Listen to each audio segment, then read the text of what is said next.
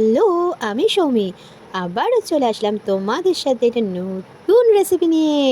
ফার্স্টেই দেখতে পাচ্ছ পনির নিয়ে তো বসে পড়েছি।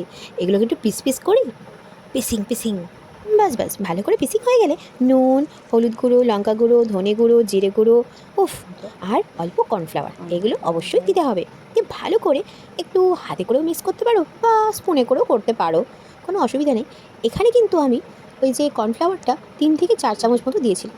নাহলে আমি তো 100 থেকে 150 গ্রাম মতো পনির নিয়েছিলাম, হ্যাঁ 150 মতোই হবে। তো তার জন্য একটু বেশি করেই লাগবে, কারণ পনিরটাতে তো ফ্রাই করতে হবে না। তো ফ্রাই করার জন্য তো একটা প্যানে অয়েল স্প্রে করে সেটাকে গরম হতে দেব।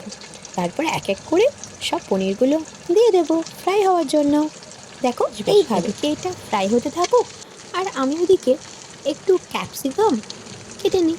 মোটামুটি এরকম হালকা একদিক দুদিক হয়ে আসলেই, ফ্রাই হয়ে আসলেই ভালোভাবে আমি পনিরটাকে নামিয়ে রেখে দেব। এই যে রেডি আমাদের পনির ফ্রাই। এরপর এটাকে সাইড করে রেখে দিই। ব্যাস দেখো ক্যাপসিকামগুলো আমি কিন্তু এইরকমভাবে সাইজ করে কেটেছিলাম, মোটামুটি ছোট বড় মিশিয়ে এরকম সাইজ করে কেটেছিলাম। আর এই যে নিয়েছিলাম কর্নফ্লাওয়ার, এটাকে জল দিয়ে ভালো করে মিক্স করে নেব। আচ্ছা, তারপর বলে দিই 3 ধরনের সস আমি এখানে অ্যাড করেছি। এই সসগুলোকে একসাথে ভালো করে মিক্স করে রেখে দেবো। ব্যাস তারপর আবার একবার প্যানটাকে গরম হতে দেবো, অল্প অয়েল ব্রাশ করে। এরপর দেবো ক্যাপসিকামগুলো।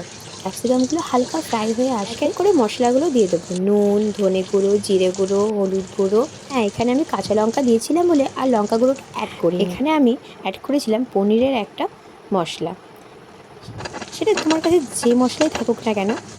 তারপর ভালো করে নেড়ে চেড়ে নিয়ে সসটাকে দিয়ে দিতে হবে। ওই যে 3 রকমের সস একসাথে মিক্স করেছিলাম ওটা ভালোভাবে দিয়ে একটু অল্প জলও এতে অ্যাড করতে হবে। বাস দেখবে একটু সেদ্ধ সেদ্ধ হয়ে আসলে ক্যাপসিকামটা আর একটু জল দিয়ে দিতে হবে। তারপরই ওই যে ভাজা পনিরটা সেটাকে দিয়ে দেবো। হ্যাঁ, এরপর একটু চিনিও অ্যাড করতে হবে স্বাদ অনুসারে, কারণ টকটক ব্যাপারটা হয়ে যাবে তো বেশি, তার জন্য অল্প চিনিও অ্যাড করেছিলাম। সেই চিনিটা দেখাতে পারিনি। যাই হোক, এটা ভালোভাবে ফুটতে দিতে হবে যাতে সমস্ত মশলাগুলো পনিরের ভিতরে ঢুকে যায়। বাস আবার কি, এই তো হয়েই এসছে প্রায়। এরপর কর্নফ্লাওয়ারটা যেটা ছিল ওটাকে দিয়ে দেবো। বাস দেখো যে একদম গ্রেভি গ্রেভি ব্যাপারটা চলে এসেছে।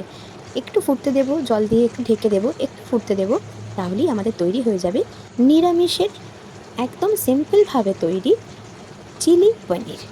ওকে, tata, bye bye. Please like, comment and subscribe my channel. Tata.